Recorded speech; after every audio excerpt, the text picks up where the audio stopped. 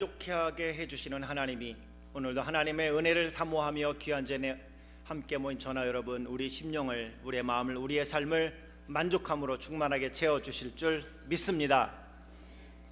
아침 식사하고 오셨습니까? 예전에는 여자분들이 주로 음식을 만든다 했는데 요즘은 남자들이 그렇게 음식을 많이 만든답니다. 그 이유 중에 하나가 미국도 그렇긴 하지만 한국이 먹방이 대세랍니다. 어른들 먹방이란 먹는 방송을 의미하는데요, 사람들이 음식에 관심이 많다 보니 음식을 만들고 음식을 소개하고 음식을 먹는 방송이 많아졌다는 거예요. 그런데 그 음식을 만드는 사람들이나 음식을 소개하는 사람이 대부분이 남자라는 거예요. 우리는 이미 다 압니다. 유명한 호텔이나 식당의 주방장은 남자라는 거 다 알매도 불구하고 미국뿐만 아니라 한국에도 그 모든 요리사들이 주방장이 남자라는 걸 알매도 불구하고 이상하죠? 한국 분들은 집에 가면 남자들이 음식을 잘 안 합니다. 아내가 하는 거로 이렇게 생각을 합니다. 그런데 요즘은 좀 달라졌대요. 그래서 젊은 사람들은 집에 가서 남편이 아내와 함께 주방에 들어가지 않으면 밉상 일이 남편이라, 이런 말도 있다고 합니다.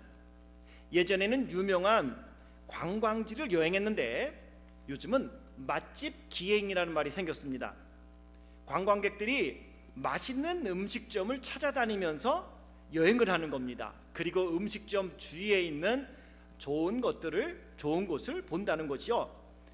음식점이 맛집으로 그렇게 소문나게 된 이유는 딱 하나인데 뭐 때문이라고요? 맛이 있다는 겁니다. 한 번은 TV에 유명한 냉면집이 소개가 되었습니다. 그런데 그 집이 그렇게 유명하고 대박난 냉면집이 된 이유는 그 냉면 소스에 있었다고 합니다. 그 맛의 비밀은 아무도 모릅니다. 주인 아주머니께서 영업이 다 끝나면 혼자 창고에 들어가서 냉면 소스를 만든다고 합니다. 그래서 그 냉면집의 대박난 비밀, 맛의 비밀은 그 창고에 있다, 이렇게 이야기를 하는 소리를 들었습니다. 맛의 비밀이 있습니다. 음식에도 비밀이 있듯이 사랑에도 공부에도 멋진 인생을 사는데도 나름의 비밀이 있습니다. 그걸 우리는 비법, 노하우다 이렇게 말을 하고, 그것을 깨닫지 못하고 알지 못하는 사람들이 있기 때문에 학원이라는 것이 존재를 하고 쪽집게 도사 이런 말도 나오는 겁니다. 어떻게 하면 시험을 잘 볼 수 있을지, 어떻게 하면 공부를 잘할 수 있을지 그 비밀을 몰라요.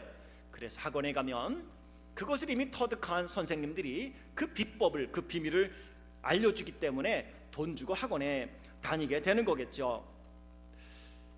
하나님의 말씀인 성경에 보면 성경에도 이 비밀이 얼마나 많이 있는지 알 수 없어요.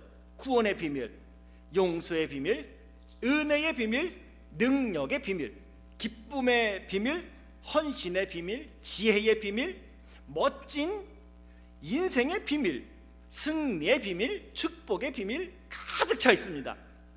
이것은 비밀이라고 말하지만 공공연한 비밀입니다. 왜냐하면 비밀이라고 하는 이유는 성경에 오픈되어 써 있지만 깨닫고 알고 아멘하여 순종한 사람에게만 기쁨이 있고 능력이 있고 비밀이 나타나고 구원이 임하고 기쁨이 임하고 멋진 인생과 승리와 축복이 임하기 때문입니다. 그래서 성경은요, 공공연한 비밀을 적어 놓은 하나님의 말씀입니다. 비밀이라고 하기가 참 그렇지만 비밀인 것은 모두가 알고 성경을 수십 번 수백 번 읽었다고 하지만 삶은 날마다 쪽박찬 사람처럼 사는 이유는 읽기는 읽었어도 그 말씀을 나의 것으로 믿고 순종하지 아니하니 그 하나님의 말씀이 나에게 능력으로 임하지 않게 된다는 것이죠. 반대로 성경에는 저주의 비밀, 책망의 비밀, 멸망의 비밀, 실패의 비밀, 슬픔의 비밀, 낙심의 비밀, 찌질하게 살 수 있는 비밀도 알려주십니다. 이 비밀은 몰라도 괜찮아요. 왜? 모르면 그렇게 살게 돼요. 축복의 비밀을 깨닫고 하나님의 말씀의 생명의 비밀을 깨닫지 못하는 사람은 이렇게 산다라고 성경에 분명히 알려주는데, 우리 사람은요, 보고 싶은 것만 보고요, 듣고 싶은 것만 들어요. 그리고 내가 말하고 싶은 것만 말합니다. 오늘도 짧은 시간 말씀을 전하지만 다 끝나고 나면 사람은 내가 듣고 싶은 것만 듣고 그것만 말합니다. 참 사람이 그래요. 그래서 하나님의 말씀을 보면서도 내가 보고 싶은 것만 보고 듣고 싶은 것만 듣습니다. 듣기 싫은 말씀을 하면 귀를 닫지요. 그러니 하나님이 우리에게 알려준 이 비밀을 우리가 깨닫고 알아도 행하지 않으므로 그 비밀을 통한 놀라운 하나님의 능력을 나의 것으로 만들 수 없다는 것입니다. 그러기에 가장 중요한 것은 무엇을 선택할 것이냐, 그 선택은 온전히 자신의 몫이라는 것입니다. 신명기에도 하나님이 분명히 축복을 말씀하십니다. 그래서 축복장이 있습니다. 저주를 말씀하십니다. 저주장이 있습니다. 그리고 마지막 결론으로 하나님이 이렇게 말씀합니다. 내 앞에 축복과 저주, 생명과 멸망을 두노니 오늘날 너는 택하라. 그런데 너와 너 자녀를 위하여 생명을 택하기를 원한다. 너와 너의 자녀를 위하여 축복을 택하기를 원한다. 그 축복의 비밀은 딱 하나였어요. 하나님의 말씀에 대한 순종이었습니다. 그렇다면 어떻게 하면 인생의 주인, 만물의 주인이신 하나님의 축복 가운데서 딱 한 번밖에 살 수 없는 인생, 보람되고 멋지게 하나님의 자녀다운 삶을 살 수 있을까요? 그것이 저나 여러분 우리의 기도 제목이고 늘 우리가 하나님 앞에 간구하는 우리의 기도가 아닐까 싶습니다. 오늘 본문은 그 중에서도 우리가 가장 좋아하는 하나님의 축복을 받을 수 있는 하나님의 축복의 비밀이 오늘 본문 말씀에 기록되어 있습니다. 오늘 본문의 말씀을 보면서 하나님의 축복의 비밀이 뭐지? 하나님이 어떻게 해야 하나님의 축복 가운데 대박나는 정말 인생을 살 수 있을까? 오늘 본문을 통하여 하나님이 우리에게 알려주시는 하나님의 축복의 비밀을 발견할 수 있기를 원합니다.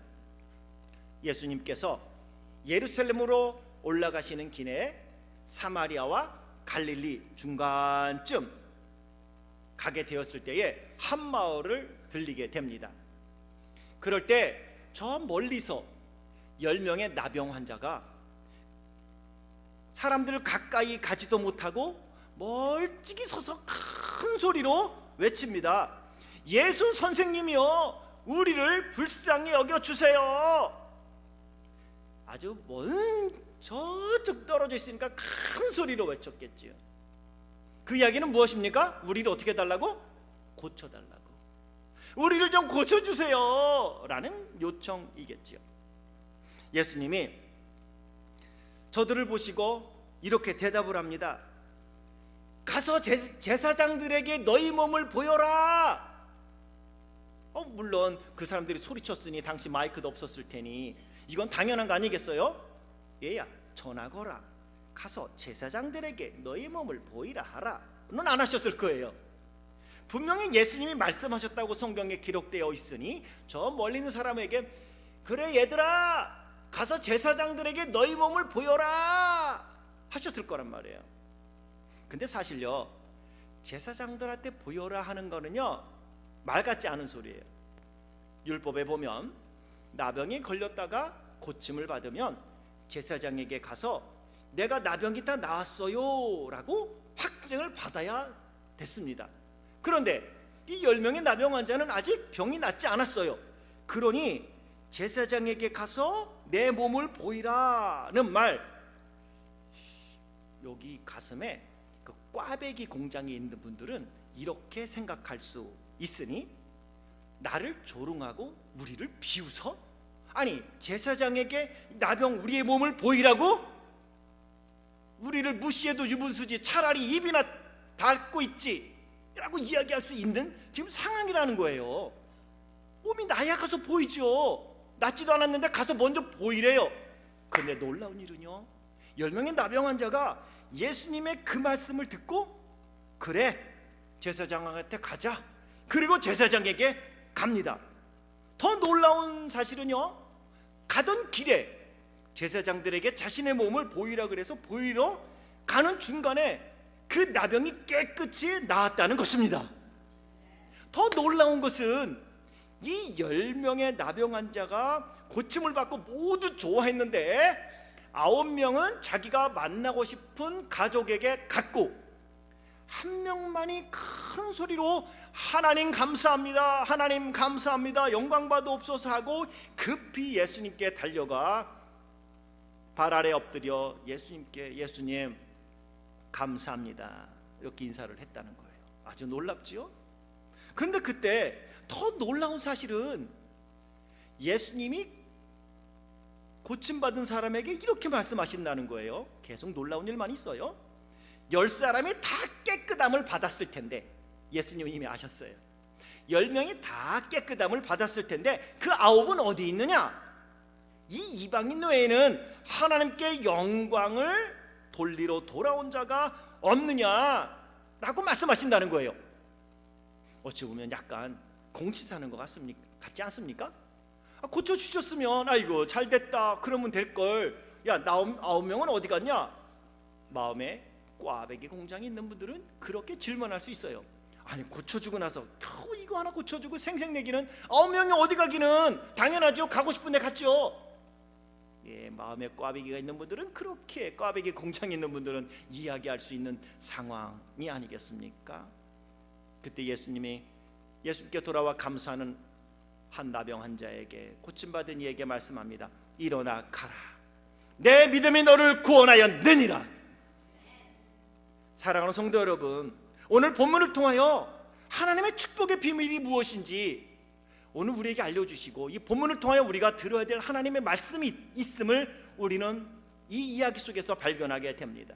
첫 번째, 우리가 들어야 될 말씀입니다. 따로 하겠습니다. 감사는 하나님의 축복의 비밀입니다. 감사는 하나님의 축복의 비밀입니다. 왜 감사가 하나님의 축복의 비밀이냐 하면, 이 감사는 하나님을 인정하는 가장 고귀한 행위이기 때문입니다. 우리 부모님들, 자녀들이 무엇을 해주면 가장 기쁘던가요?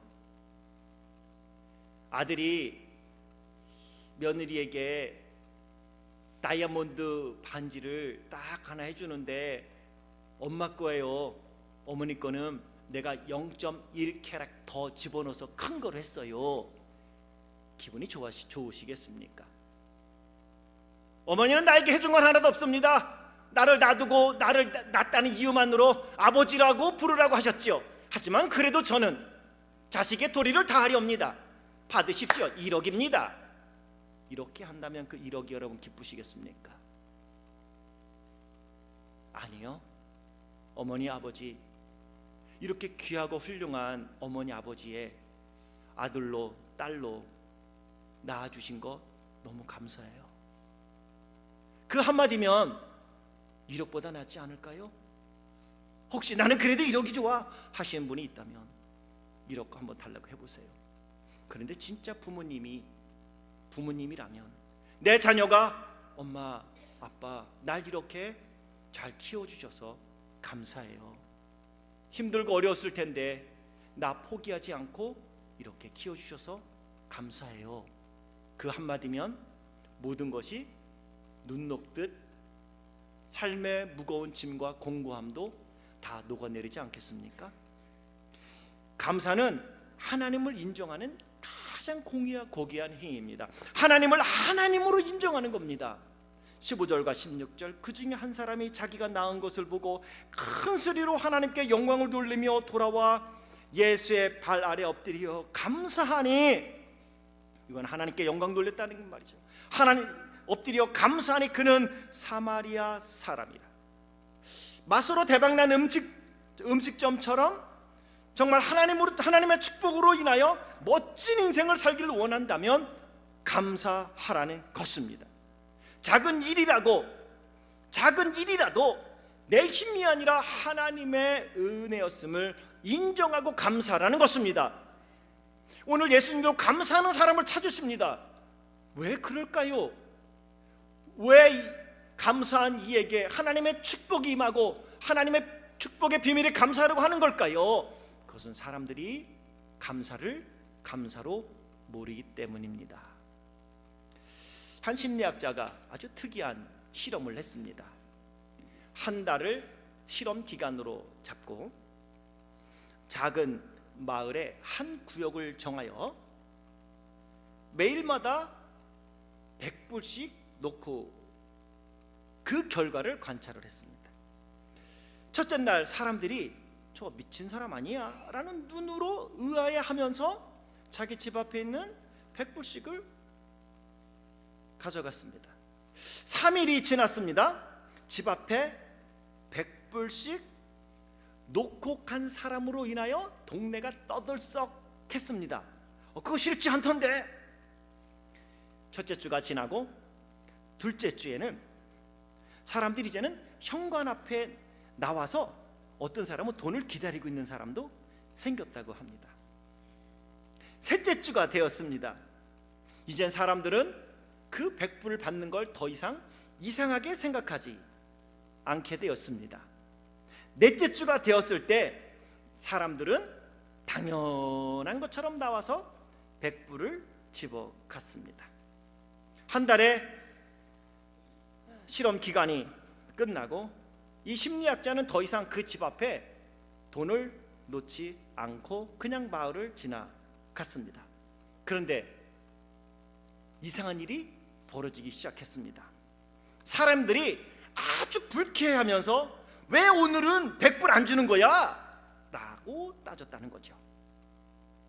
사람들은 이유 없이 베풀었던 은혜를 한 달을 하고 났더니 그 은혜를 당연하게 생각하게 되었고 고마워하기는커녕 오히려 주지 않는다고 서운하게 생각하게 되었다는 것입니다. 우리를 갖고 장난쳐? 이럴 거라면 뭐하러 줘? 그렇다면 지난 한 달간 받은 거는 뭐고요? 여러분은 어떻습니까? 혹시 마을 사람들처럼 하나님께 수없이 많은 은혜를 받았음에도 불구하고 그 은혜를 깨닫지 못하고 감사하지도 않고 더 많이 주지 않는다고 불평하며 살아가지는 않습니까? 예수님 한 분이면 만족하다고 예수님을 만났을 때 그 구원의 감격에 눈물 콧물 다 흘리며 나 이제 주님만 위하여 이 생명 바치리라. 하나님 나에게 돈만 줘보십시오. 하나님 나에게 명예만 줘보십시오. 하나님 나에게 이 졸업장만 줘보십시오. 그때 하나님 깜짝 놀랄걸요? 라고 기도하지 않았습니까? 그런데 어떻습니까? 어느 날 나에게 하나님이 내 기도에 신실하게 응답하여 넉넉함을 주었고 많은 것을 소유했습니다. 저나 여러분 우리 모두가 대부분 태평양 건너올 때 이민 가방 들고 건너온 사람들 많습니다. 요즘이야 비록 이삿짐 센터에다가 맡겨서 컨테이너를 갖고 오지만 거의 저나 여러분 우리는 이민 가방 세대가 아닐까 싶습니다. 그때 이민 가방 몇 개 들고 왔습니까? 비행기에 한 사람당 2개씩.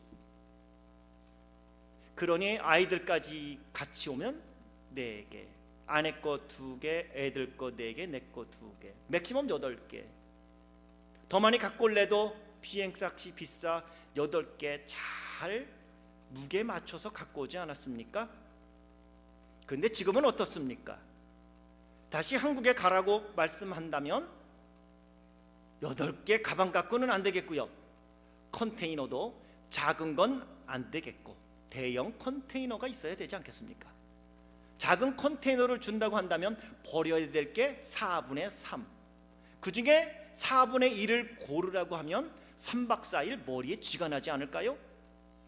그런데 아직도 뭐가 더 필요합니까? 하나님의 은혜로 여러분의 자녀들 거의 다 잘 됐어요. 부모님들이 5년 벌어야 될 돈 자녀들은 1년이면 법니다. 그만큼 하나님이 여러분의 자녀를 축복하셨습니다. 부모님이 1년 내내 일해서 수고해야 될 걸 어떤 자녀들은 한 달이면 법니다. 하나님이 축복하셨습니다. 그런데 얼마나 그 고백이 지금 유효하고 하나님께 감사하며 고침받은 이 나병 환자처럼 하나님께 감사하며 살고 계십니까? 우리는 왜 나머지 9명이 다시 예수님을 찾아와 감사하지 않은 것처럼, 당연한 것처럼 하나님이 주신 것을 받는지 알 수 있겠습니까? 이 마을 사람들처럼 당연하게 생각하기 때문입니다. 하나님이 주신 것들을 기억할 때에 우리는 감사할 수 있기에 성경은 말씀합니다. 범사에 감사하라. 그리고 이러한 하나님의 은혜, 감사하며 감사를 통하여 하나님의 축복을 받고, 감사를 통하여 하나님의 마음을 깨닫고, 감사를 통하여 하나님의 은혜를 경험한 믿음의 사람들은 모두가 다 같이, 그 신앙인들은 모두가 다 같이 목소리에 힘을 주어 선포합니다. 여호와께 감사하라, 여호와께 감사하라. 그는 선하시며 그 인자하심이 영원함이로다. 오늘 17절과 18절을 보면 예수님께서 말씀하잖아요. 10사람이 다 깨끗함을 받지 아니하셨느냐? 그 9은 어디 있느냐? 이 이방인 외에는 하나님께 영광을 돌리러, 하나님께 감사로 돌아온 자가 없느냐라고 말씀하고 있는 겁니다. 우리는 기억해야 할 것이 있습니다. 오늘 주님은 우리에게 감사하는 자를 찾으십니다. 그리고 감사하는 자에게 축복하십니다. 이 사람에게 예수님이 하시는 말씀 아닙니까?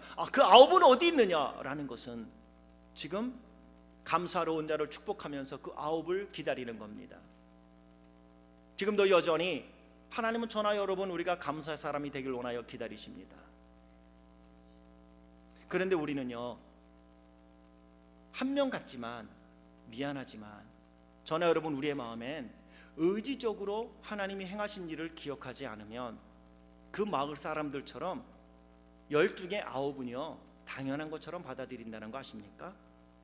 오늘 내가 살아가는 게 정말 하나님의 은혜요 축복이라고 받아들이고 사는 이유는 서두에 말씀드렸듯이 하나님 나에게 재물만 줘보십시오, 내가 안정만 돼보십시오, 내가 정착만 돼보십시오, 그러면 하나님 나를 통하여 큰 영광 받으실 겁니다. 교회가 1개요? 문제 아닙니다. 2개요? 그것도 문제 아닙니다.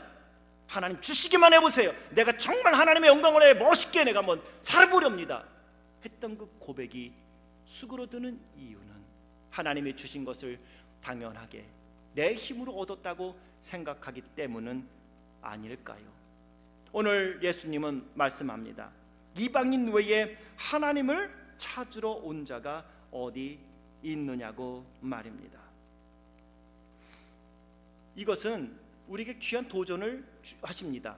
사마리아 사람은요 당시에 사실 사람 취급도 받지 못했던 사람입니다. 우리가 말하면 별거 아니야 라고 무시당했던 사람입니다. 그런데 9은 자기가 가고 싶은 대로 갔다는 거죠. 이 한 사람만 예수님께 찾아왔어요. 그것도 예수님 말씀합니다. 이 이방인 외에는 이라고 말씀하는 걸 보면 나머지 9은 분명히 이방인이 아니라 히브리인들, 유대인들이었을 확률이 높습니다. 이 이방인 외에 나머지는 나는 하나님의 백성이요, 선민이요, 나는 하나님을 믿는 사람이요 라고 했던 당당했던 유대인들이 아니었을까 싶습니다. 하지만 이 이방인은 언제나 두렙돈을 들였던 여인처럼 늘 부끄러우면서 나 같은 사마리아 사람을 예수님이 고쳐주실 수 있어? 그러면서 고백합니다. 나 같은 이도 고쳐주신 주님의 그 은혜가 감사하여 그는 다시 예수님께 돌아간 겁니다. 나 같은 죄인 살리신 그 은혜 놀라와 잃었던 생명 얻었고 광명을 찾았네. 누구의 고백이라고 여러분 생각하십니까? 혹시 여러분 고백은 맞습니까? 이 한 명의 고침받은 사마리아 사람은 그 고백을 한 것입니다. 나같이 이렇게 못난 인생 주께서 살피시어 이렇게 고쳐주시니 참으로 감사합니다. 하나님이 주신 것들을 우리는 생각할 때에 적어도 이렇게 조금 생각하는 것 같습니다. 그래도 내가 할 만큼 했으니까 이 정도 주셨겠지, 아무것도 안 했는데 나에게 하나님이 이렇게 축복해 주시겠어? 라면서 자기의 공로가 요만큼 있는 것처럼 생각합니다. 그런데 그렇게 살 수 있게 하신 분도 하나님입니다. 그러한 지혜를 주신 분도 하나님입니다. 그걸 인정하는 것이 감사인 것입니다. 우리는 12명의 정탐꾼 이야기를 민수기 14장에서 보게 되는데, 여호수아와 갈렙만이 약속의 땅에 들어간 이유가 뭔지 아십니까? 자세히 읽어보십시오. 그는 결국 하나님을 인정했습니다. 그리고 하나님이 놀라운 땅을 예비한 하나님께 감사하고 그 하나님이 주실 것을 그는 믿었습니다.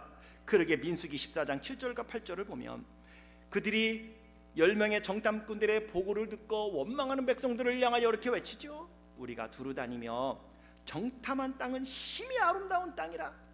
여호와께서 우리를 기뻐하시면 우리를 그 땅으로 인도하여 들이시고 그 땅을 우리에게 주시리라. 이는 과연 젖과 꿀이 흐르는 땅이니라. 사랑하는 성도 여러분, 그리고 우리는 감사의 습관을 길러야 돼요. 눈으로 보이는 가시적인 모습만 보며 불평이 아니라 가시적인 모습 너머에서 지금 일하고 계시는 우리는 하나님을 볼 수 있는 믿음의 눈, 신앙의 눈, 영적인 눈이 필요한 줄 믿습니다. 여호수아와 갈렙은 눈으로 보이는 것만 보지 않았어요. 눈으로 보면 아직도 갈 길이 멀어요. 해야 될 일이 많아요. 아직도 내가 더 많이 소유해야 하고 아직도 더 많은 일을 누려야 하고, 하나님 요 정도면 뭐 되는 거 아니에요? 라며 하나님께 때로는 홈리스에게 몇 푼 접선하듯 하나님 그래도 이거보다 낫잖아요 하면서 봉투에 넣지는 않습니까? 두렙돈도 기뻐하시는 주님이라는 것은 정말 정성을 다하여 이것이 하나님이 내 인생의 주인이고 내 삶의 주인이고 내 재물의 주인입니다라는 그의 마음을 담았다는 것입니다. 그런데 어느 분들은 엑소 두렙돈만 보시는데요, 기억하세요. 두렙돈은 그 여인의 전부였습니다. 남보다 내가 조금 더 헌신하고 남보다 조금 더 드린다는 것이 과연 하나님 앞에서 당당할 수 있느냐는 거죠. 우리는 왠지 사람에게 당당하려고 합니다. 그런데 하나님 앞에서 늘 죄송한 마음이 있고 늘 감사한 마음이 있어야 된다는 걸 이 나병 환자는 보여주고 있는 것입니다. 남들과 상관없습니다. 하나님이 나를 나로 보시는 것. 여호수아와 갈렙은 왜 감사가 하나님의 축복인지를 우리에게 보여주고 있는 것입니다. 은혜 안에 살길 원하며 하나님의 축복 안에 살길 원하고 당당하게 약속의 땅에 들어가길 원하십니까? 그러면 감사하는 자가 되어야 합니다.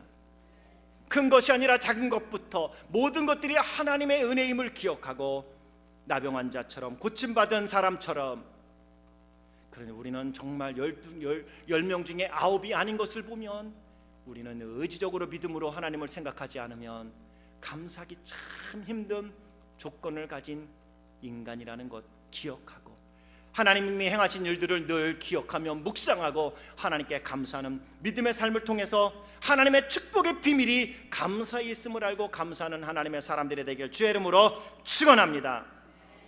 두 번째 들어야 될 말씀이 있습니다. 따로 하겠습니다. 하나님은 감사하는 자에게 더 큰 감사의 제목을 주십니다. 감사하는 자에게 더 큰 감사의 제목을 주십니다. 할렐루야. 19절 모든 사람이 다 갈 길로 갔지만 이 한 예수님을 찾아와 감사하는 이에게 예수님 말씀합니다. 일어나라, 내 믿음이 너를 구원하였느니라. 이것은 예수님을 믿었다는 것입니다. 예수님께 고침은 받고 축복은 받아도 구원받지 못한 사람들이 있어요. 그런데 이 사람은 영육간의 온전한 구원, 온전한 치유, 온전한 회복이 이루어졌다는 걸 말씀하고 있습니다.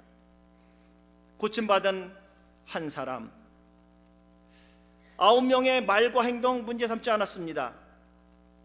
자신을 고쳐주신 예수님께 집중했습니다. 우리는 이것을 믿음의 자족이라고 말하는 겁니다. 고침받으니 만나고 싶은 사람이 있었을 것입니다. 부모님도 계셨을 겁니다. 가족도 있었을 겁니다. 빨리 가서 자랑하고 싶었을 것입니다. 혹시나 아내가 있었다면 빨리 가서 아내에게 기쁜 소식을 전하고 싶었을 것입니다.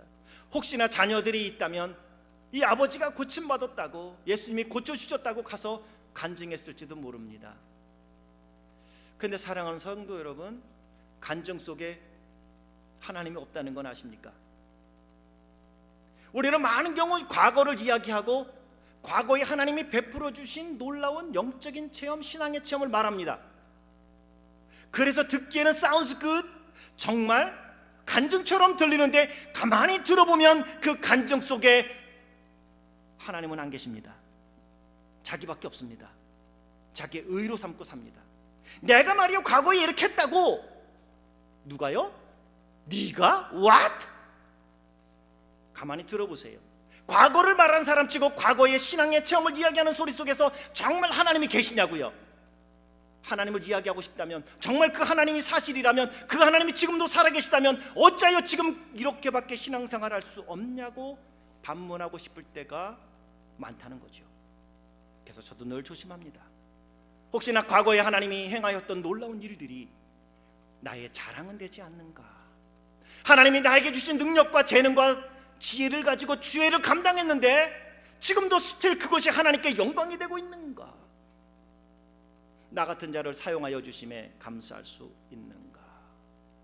사실 개인적인 이야기입니다만 오늘 새벽 이른 시간 일찍이 혼자 되어 아이 두 아이를 키운 우리 둘째 누님이 전화를 하셨습니다. 지금은 재혼하여 살고 있지만 과거에 저를 도와주셨던 일이 한 번 있었는데, 그때 하나님이 아무것도 모르는 20년 전에 그 누님께 밤에 자는데 비몽사몽간에 말씀하셨거든요. 얘야, 영주권 내야 되는데 급하니까 네가 300만 원 해줘라. 혼자 사셨어요. 작은 형님은 돈을 많이 버셨는데 누님은 과부로 혼자 아이 둘을 키우고 대구에 있는 집 한 채에 방을 월세를 주고 또 전세를 주고 살았는데, 그 방 하나를 월세로 살겠다고 하는 그 경북대생 자매가 장로님 딸인데 갑자기 집사님 이 집을 전세로 놓으면 안 될까요? 그러더래요. 왜 안 돼? 되지. 얼마예요? 500만 원이라고 했대요. 알았어요. 그래서 전세로 놨어요.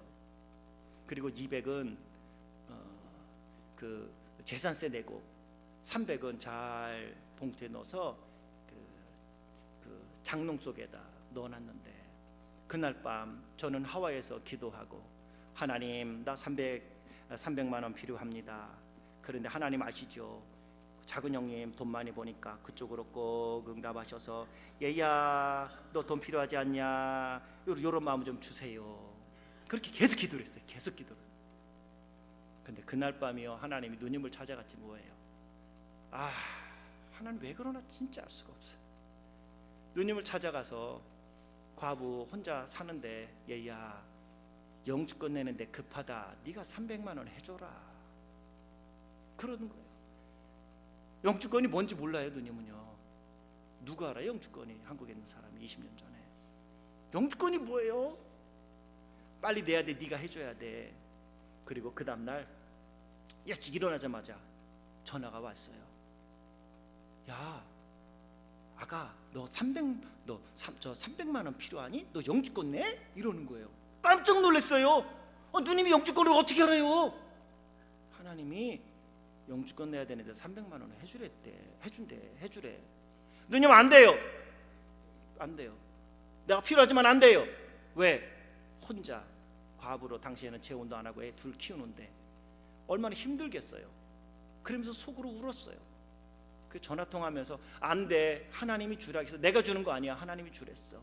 그 전화통 붙잡고 둘이 엉엉 울었는데 오늘 새벽에 전화하면서 누님이 뭐라고 말씀하냐면 이렇게 말씀해요. 야 나는 그때를 생각하면 지금도 하나님께 감사하다. 나같이 없는 사람을 하나님이 통해서, 없는 나를 통해서 너를 돕게 하셨던 거, 하나님이 나를 그 도구로 사용하셨다는 게 나는 지금 생각해도 너무너무 감사하고 감격스러워. 저는 저 나름대로 하나님 왜 있는 사람도 많은데 꼭 없는 사람을 통해서 하세요. 울었거든요. 사랑 성도 여러분, 작은 감사는요 더 큰 감사의 제목을 하나님이 주고요, 우리는 이것을 믿음의 자족이라고 하는 거예요. 그 얘기를 들으면서 아침에도 그때를 생각하며 마음이 짠했습니다. 맞아, 하나님이 그렇게 하셨지. 하나님이 나를 사용하여 주심에 감사하다며, 사실 아무것도 없었는데 딱 그거를 장롱 속에 집어넣은 거를 하나님은 어쩌면 그렇게 얌체처럼 그거를 쏙 빼서 주시냐고요. 기도하지 않을 수 없고요. 그로 인하여 하와이에서 모든 것들을 정리할 수 있었던 과거가 기억이 났습니다. 이 나병 환자는 고쳐주신 예수님께 집중한 거예요. 돈이 문제가 아니라, 나의 고생이 문제가 아니라 나를 사용하신 하나님께 집중하는 주님의 모습을 보면서 오늘 이 나병 환자의 모습이 떠올랐어요. 그래, 오늘 나를 나로 부르시고 나를 사랑하시는 그 예수님께 집중해야 되는데 우리는 너무나 많은 재물에 집중하고요, 우리는 너무나 많은 나의 소유물에 집중하고요, 너무나 많은 나의 자존심에 집중하고요. 그래서 예수님은 온데간데 없고 간증은 하지만 간증 속에 하나님이 안 계셔요. 그러한 놀라운 하나님을 만났다면 지금도 그 하나님이 기억되어야 되는 거 아닐까요? 이것이 참 신앙이라 믿습니다. 그러게 우리는 작은 은혜에도 감사할 줄 알고, 우리는 감사함으로 기도하고, 감사함으로 봉사하고, 감사함으로 헌신하고, 감사함으로 헌금하고, 감사함으로 예배드리고, 감사함으로 살아가야 하는 줄 믿습니다.